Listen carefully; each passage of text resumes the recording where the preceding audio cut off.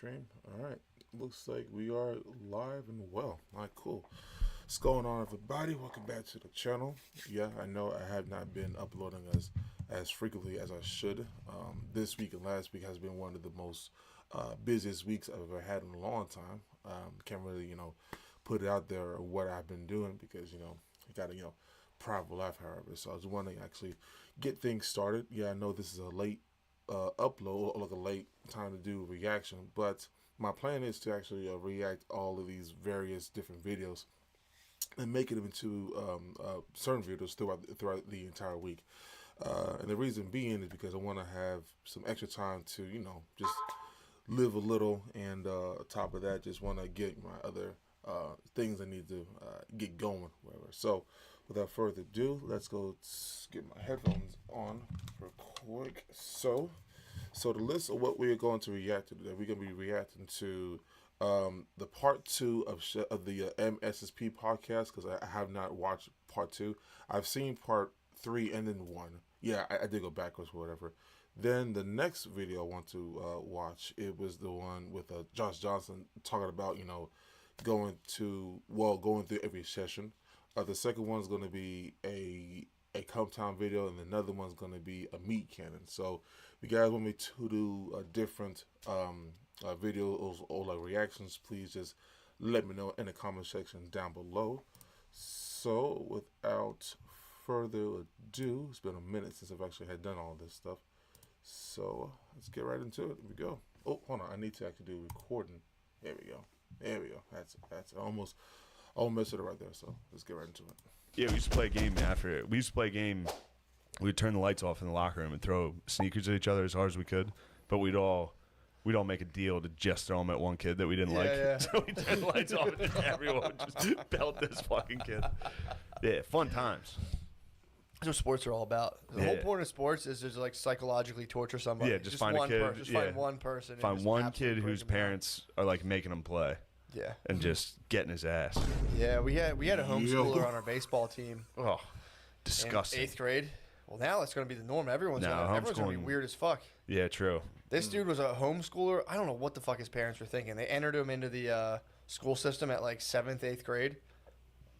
It was fucking chum, dude. People were like, oh. You just like would see him walk, and you're like, "What the fuck is up with that kid?" Like, I have to throw something at this kid just to see what's going on with him. They put him in 7th and 8th grade, dude. He just right when he was coming. Dude, he came in with like a Dr. Seuss nerd walk, and everyone was like, "What the fuck is this?" It was to the point a hit list was made. This was like an extreme bully situation. I mean, dude, he was on a baseball team. So you were just like, dude, people are woofing balls. Like, you'd be on first base. Really? You'd be at shortstop, and you basically pitch. And you'd be like, he made a hit list? He made a hit list, yeah. I was number 3. You were on the hit list? I was number 3. Nice, man. 3. I made 3rd. That's good. I made 3rd on his hit list. In elementary school, in middle school, they wrote an article in the paper about me being a bully. Really? Yeah. No. Yeah. Okay. Pretty good. That counts as like top 5 on a list. I got publication, dude. I've only ever gotten negative press, dude. I had to get woken up at 8 a.m. Who woke you? Phil Pound, he pounds on the door like he's serving a fucking warrant. It's fucking crazy, dude. Nothing bothers me more. Doosh, doosh, doosh. Get up. That's how he fucking does it. That's the best. It's so fucking annoying, dude. No. Then I'm furious. And then my mom's yelling. She's like, Shane. She's like a cat, dude. She'll stand outside your door. Shane. Shane. Come on, let's go. Oh my god. Gotta get moving. Oh my god. Shut up. You're having like grade school flashbacks. Dude, I had a wild night. Yo, I also these are my dreams, dude. I have wild dreams. She's some cat. Dude. She really sits outside your door and just goes, come on. It just rubs the wall. Let's get moving. You just make me feel comfortable, dude. That's funny. Whoa, dude. Is that glow in the dark? No, don't worry about it, bro. Oh. Don't worry about what I'm up to over here, bro. Where'd you get that? Don't worry about That's glow in the dark. Dude, you got to charge that up in the sun.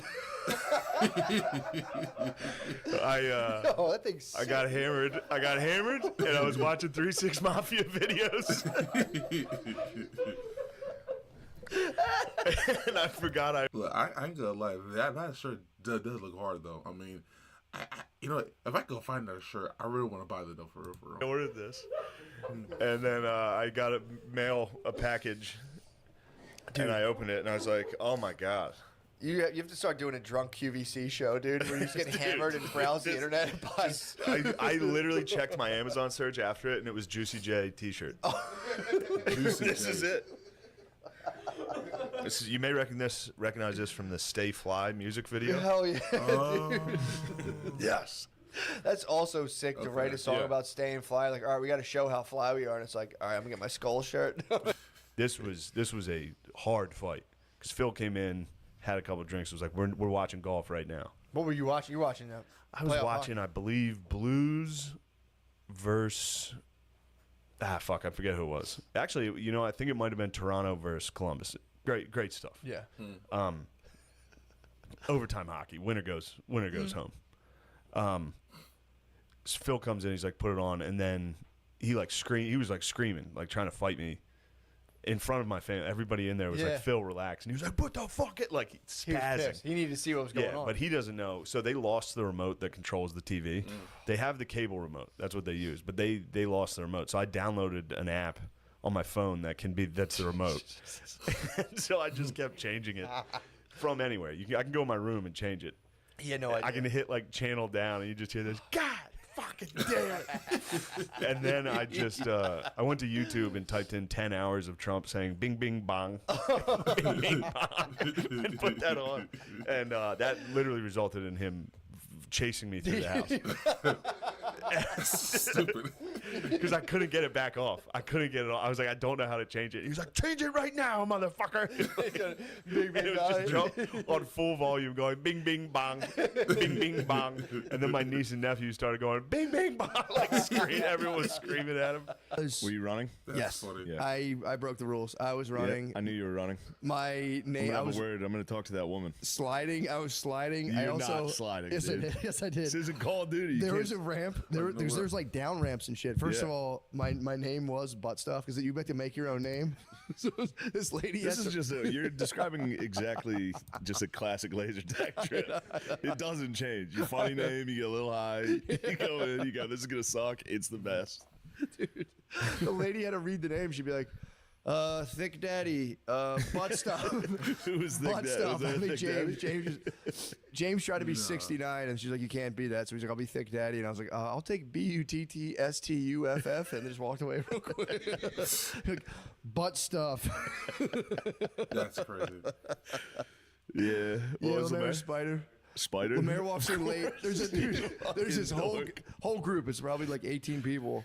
Lemaire, you got to give the lady a name. And he just goes, is Spider taken yet? And she's like, no, you're good. He's like, yes. I can't believe Spider was available. I know, right? That's a classic. That's where you go. Spider's a classic.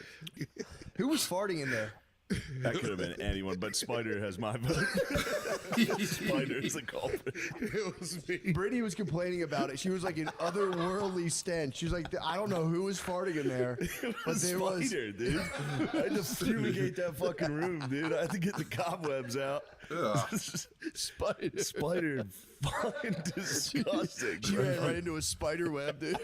No, that's just crazy. She kept be like, did you smell it in there? I was like, no. She goes, dude, it was the worst smell. It was the worst fart I've ever smelled.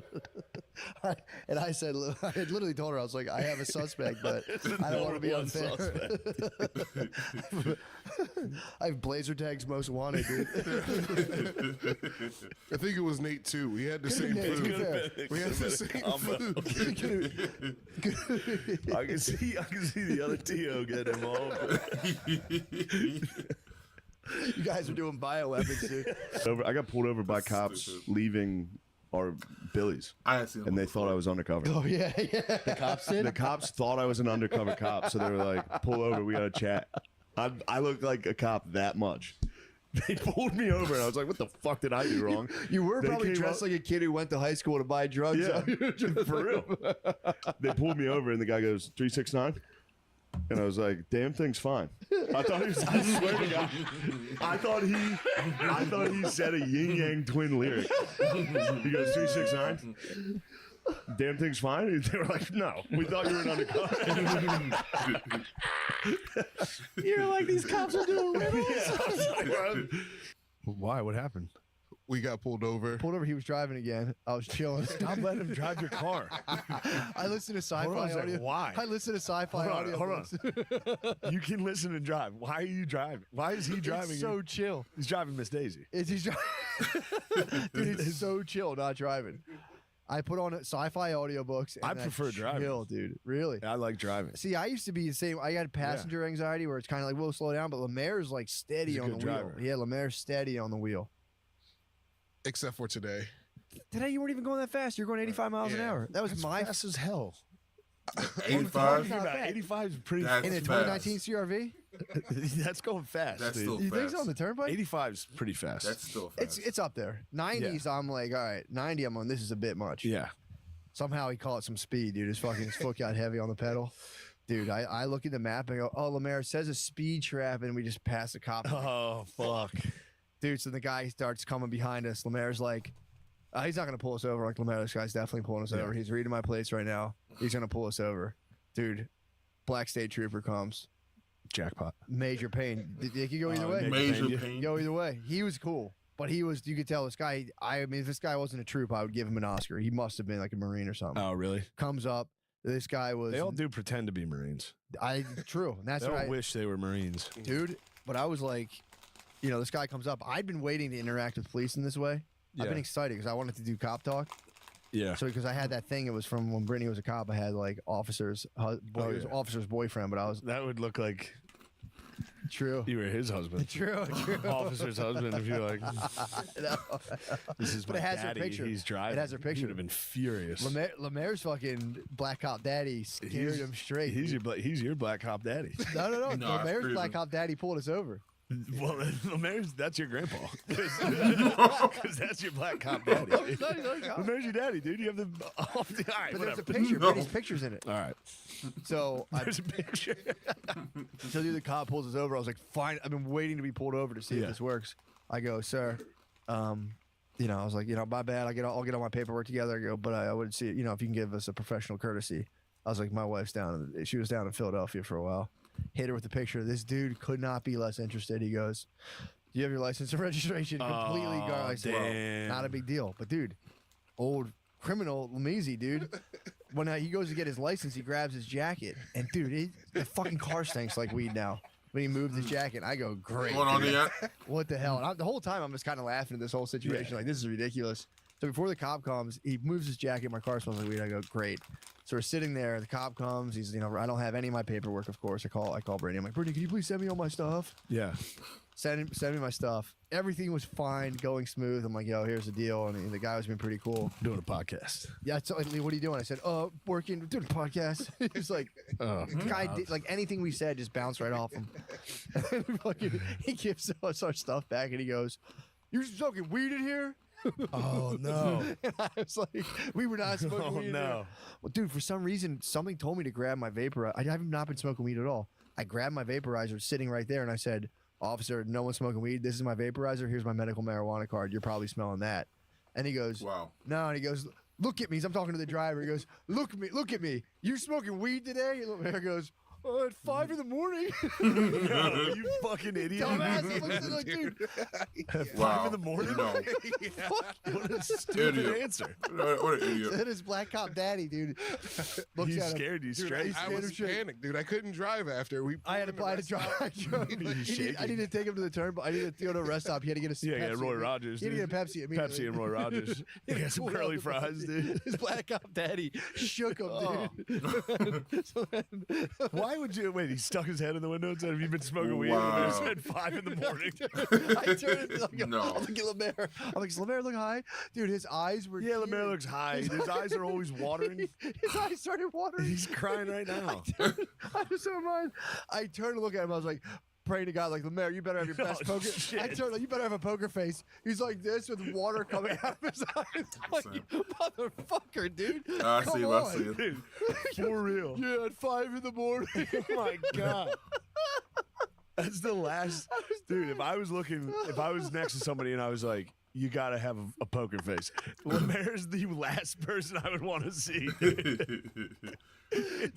God damn. He literally looked like a parent just walked in there. He went fully already sorry. His face was sorry. He's like, yeah. Oh, that's so funny. Oh, that is stupid. Oh, that was funny. All right, cool. All right. Well, as usual, like that is like really hilarious, man. For real. Like, especially when they talk as if like they're just sitting down and then not even like shooting it for real. So that was actually like really funny. So the next video I want to watch is the Steven Seagal, the Come Town animation. Well, animated. So a lot of guys had told me to react to this one a lot. So we are going to watch it. So without further ado, transition and gets right into it. Here we go. What's wrong with you, man? You're slipping. But you can't check your 6. The other one we watched the other night, A Good Man. That's barely a title. It's all 3 words, too. Yeah. A Good Man, yeah. Where he plays... Does he play the good man? Yeah, he's the good man. Of course. And so basically the plot is this. He's like... some kind of ex-special... It's always ex-special forces. Right. And he's living in Bucharest. And he just has an apartment, and he's been tracking this weapons dealer that got away when he murdered all these people that killed his partner. They have a flashback scene in the beginning where you see him sneaking into some building, just fatly going around corners, while his special ops partner, who looks like a fucking homeless person.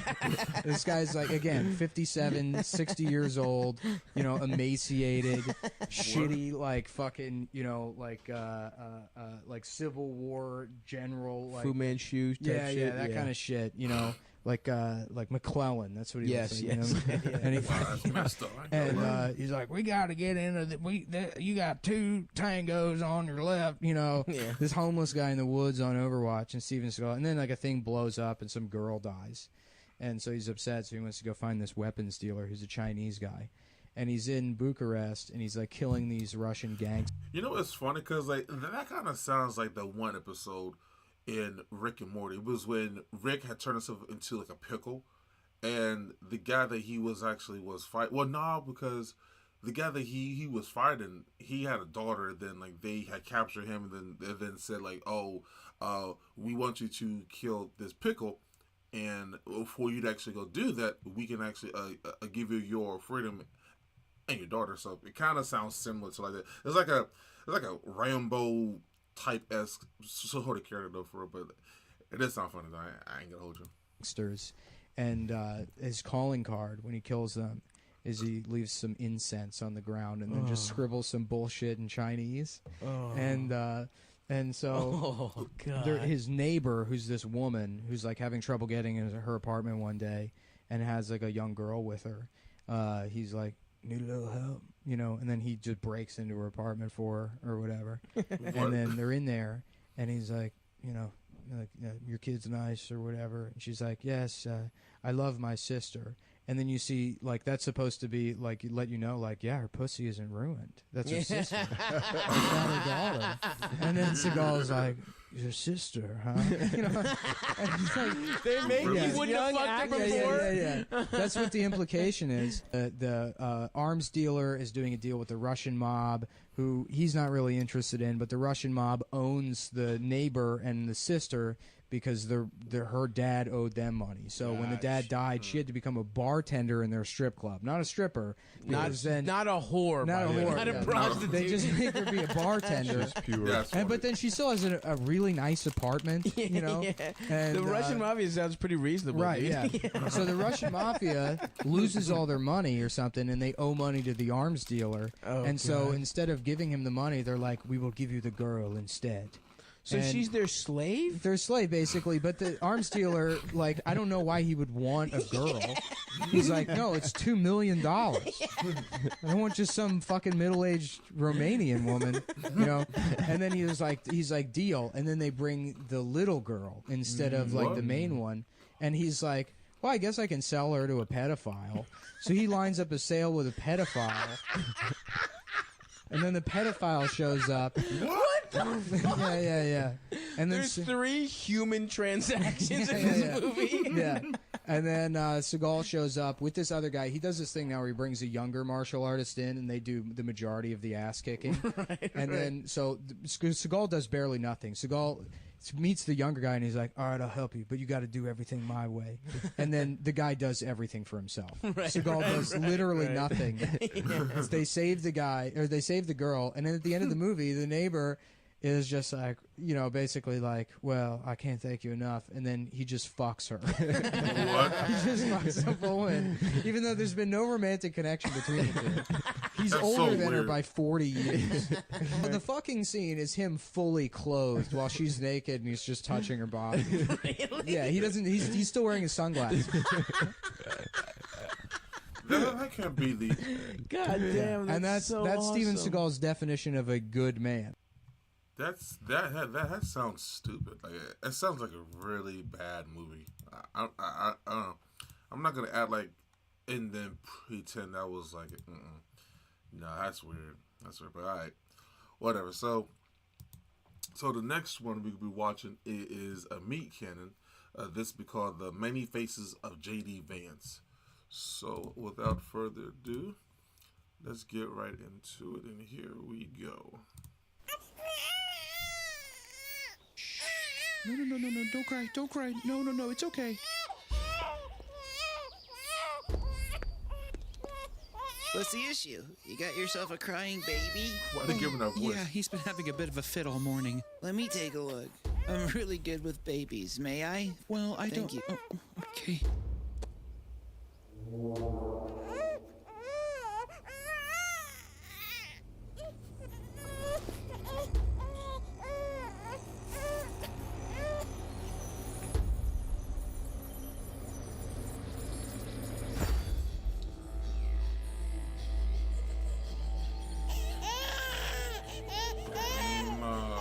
That's crazy. I don't agree with anything you're saying. Shut up, dog. Shut up. Is that a baby crying? Oh, God. Oh, is this your baby? Let me help.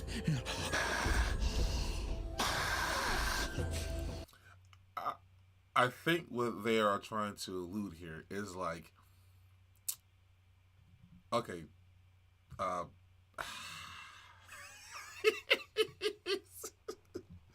wait, so it's like they are okay. Chuck Schumer has like a weird smile. I'm not gonna lie. Is it Chuck? I might be saying his name wrong, but the second guy that had came up to the baby, he does have a weird smile. I'm not gonna lie, but that's just how he is. But with JD, I don't get the whole thing behind it. Hold on 1 second, y'all.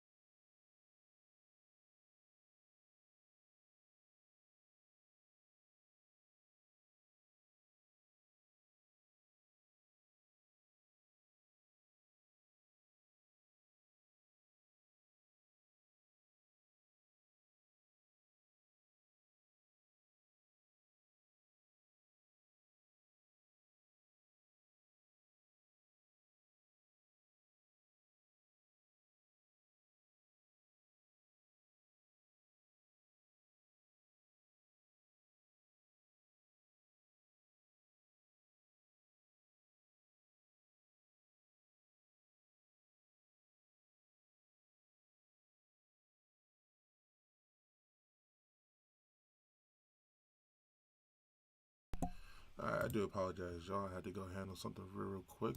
So we should be good right now. So anyway, yeah. So I was just saying, JD Vance part, I don't really get why his so-called many faces is actually relevant, but yeah, it's kind of weird. So all right, here we go. Why is he hissing? What? Is it your baby, ma'am? Let me take a look. Look, take. Gucci goo. Are you autistic, little boy? Do you have a peanut allergy? Here, eat this peanut and tell me how you feel. Oh, God. His throat's closed. He's definitely autistic.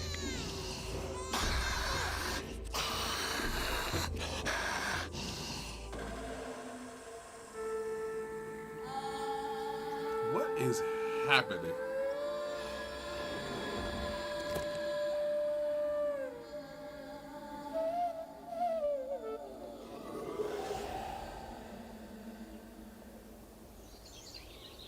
Oh my God. Thank you so much. Oh, wow, thanks. Thanks again. You're welcome.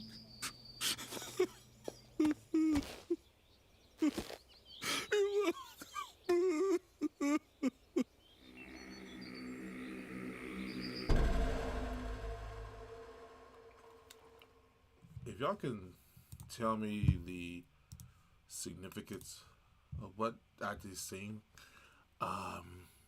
yeah, I don't know what's the point of all of that. I'm not gonna lie. I'm not gonna sit here and then pretend I knew what was going on.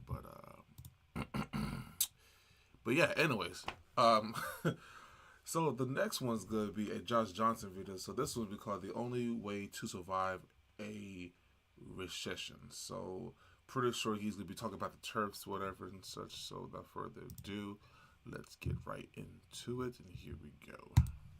Charleston, please make some noise for Josh Johnson!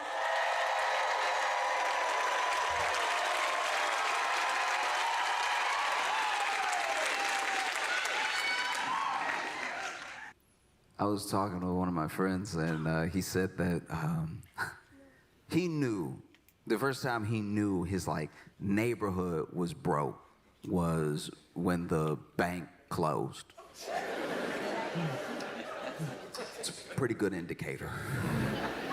The bank holds that branch's money, and that branch is falling off. And said he went to the bank, and he basically just straight up asked the teller, he's like, "Hey, do you know why this branch is closing?" And she was like, "Are you here to make a deposit or withdrawal?" And he was like, "Withdrawal." And she was like, "Yeah, that's why. That's it in a nutshell. That's exactly literally what's happening. You do enough of that, and then there is no bank. We're just kind of a building with a little bit of parking." I don't know. I look back at the ups and downs I've had in my life. I've been broke off and on my entire life, and there's a weird solace sometimes in being broke at the right time. Everyone thinks that the security is in having means and having money, but sometimes not being a part of the circus is its own solace in a weird way. I agree. You know that it's bad when you're really shopping at the dollar store.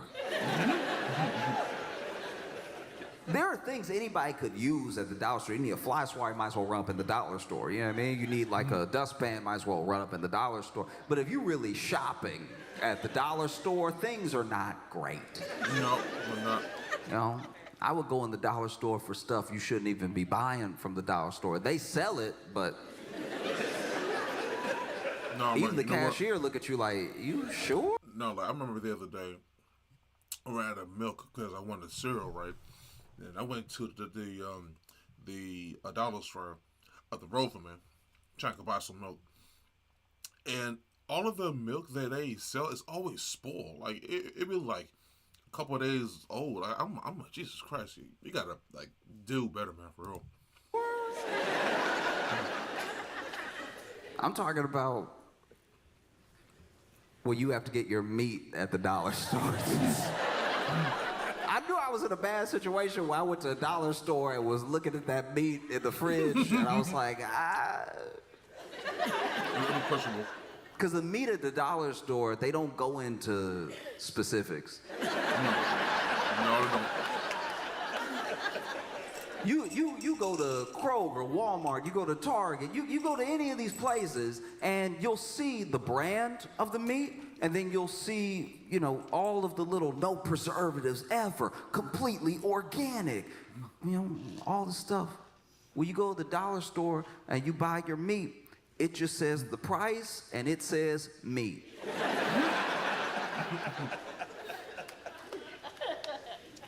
And you're like, maybe if I don't ask any questions, it can be whatever I think it is. Because then, I also got a lot of stuff at the dollar store, even as a kid, that I look back and I'm like, that probably wasn't the best. Like a good example, if you know, you know. When you shop at a dollar store, especially if you ever got toys at the dollar store, you know that dollar store toys are in a very specific, slightly copyright infringed arena of toy. You know, like you would have a G.I. Joe, but it doesn't say G.I. Joe. No. It just says soldier. Right. And you buy the soldier, and it even got the setup like a G.I. Joe, like it stands like a G.I. Joe, but the legs a little too short. So some very long arms. I couldn't tell if the arms were long or the legs were short. And it doesn't have like grip action. It says that on the front, grip action. It just has a hole. They didn't make a hand. They made a hole stub. And then this hole stub is what you go ahead and put the little toy gun through. But then they didn't really measure out the gun versus the hand. And so the gun is not in proportion at all. So it looked like this would blow his arm off if he tried to shoot it. But you bring it home and you're playing with it, and you're like, yeah, soldier, get him. And he's like, I'm gonna get him. Oh, I'm gonna get him. They getting it right now. Trust me. Nah, they getting it. Look. Point me over here. No, it was terrible. It was very bad. It was horrible. You know, you would have those dollar store crayons.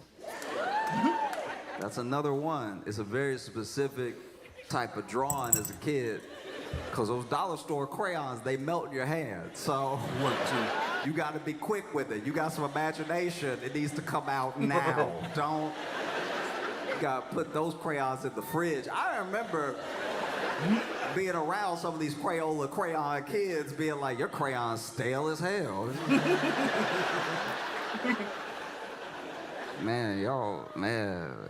Y'all don't even freshen up your crayons. That's crazy. That's why your pictures stink. You know what I mean? My pictures smell like leftovers. Stupid. I remember one of my favorite toys from the dollar store was like a Stretch Armstrong, right? But it was Stretch Armstrong. It would only stretch for like 3 days. You only got 3 good. After that, it would get hard. And if you tried to stretch it after it got hard, it would cut your finger open. I don't know what it was made of, but it was the most malleable, unmalleable thing. It was Play-Doh and adamantium together. No, it was crazy. And that's the thing too, is when you're growing up in this situation, for anyone who knows what I'm talking about from experience, then you also know that it's very hard to know that you're broke, especially if you're a kid. It's hard to know if you are surrounded by love. My family loved me so much. So much. They still do. I make it sound like that. Like as if like make it sound like there was a falling out. They still love me. But no, I was surrounded by love. I had my grandparents, and my mom my dad's love, I had my aunt, my uncle's love, I had my cousin's love. I had so much love around me. And when you're surrounded by that much love, you don't know that you don't have money when you have that much love until you meet somebody who has both.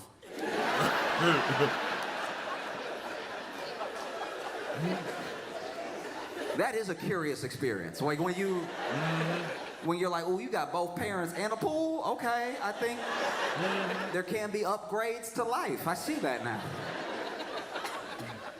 To me, greed is a paradox because you want everything. Even if you have more than enough, even if you have so much that what you have is starting to hurt you in the long run. You see it with the way that hedge funds cannibalize whole companies. It's like, okay, everybody made some short-term profit, but now this thing that people used to love doesn't exist. You know? Like you take like a Southwest. You know, Southwest, people used to love Southwest. Bags fly free. Affordable tickets. You just sit wherever. You don't have to wait for the person. Southwest used to be so fire because then you don't have to wait for the person to get to their seat and you don't have to get up for anybody. Do you know what it's like to just be in your seat on the plane? And everyone's almost there. There's a couple of stragglers. There's almost nobody coming down that aisle anymore. You even settle in. You're like, oh, I may not have a seat next to me. This may be the promised land. Right. You get so comfortable, you're like, man, I might put my other leg over here. Southwest had a brilliant idea. And the bags were flying for free, which makes sense. The bags don't know where they're going. Why should I have to pay for this bag to have an experience too? Yeah. Made no sense to me. No. And then greed, and then private equity, and then hedge funds, and then, shareholder meetings, and then dividends. All the things start to creep in, and it's like, maybe we'll stop doing everything that is why everyone likes us. Maybe we'll just be like the other airlines. They make money, but then you actually look at the people who fly Southwest, and they were like, oh, y'all aren't nice enough to be like them, though. Like, your seat doesn't even go back like that. Why would I pay for everything here that I pay for over there? That's crazy. And so then you see people plummet, because they're making decisions based on money, but not money that they need, just more money that they might be able to get. You know? And there's only there's only so much that a business can grow. I understand a startup's passion, and that passion makes sense because the company just started. But after a while, it's like, do you really need to own everything? If the answer is yes, it's like, and they don't say it to us. They say it to each other. You ever get a hold of a recording of a closed-door meeting and the way they talk about their own customers? You know? That's why greed is like a paradox to me. You're so greedy that then you end up cannibalizing your own company, your own efforts, yourself. You end up hurting yourself. American greed is another paradox because as much as we know that the millionaires and billionaires maybe got their money in a way that's a little nasty, we also kind of want to be them a little bit. Everybody wants their piece, but we know how bad it is. You know, there are people who I know who want to be billionaires. They aspire to be billionaires. But if you ask them to name like a good billionaire, it's a hard quiz. Right. But they want to be the billionaire because they're like, no, I will be different. Hey, God, dude, gotta apologize. So something that just came up. So if you guys want me to finish up the Josh Johnson video, please let me know in the comment section. But I will definitely get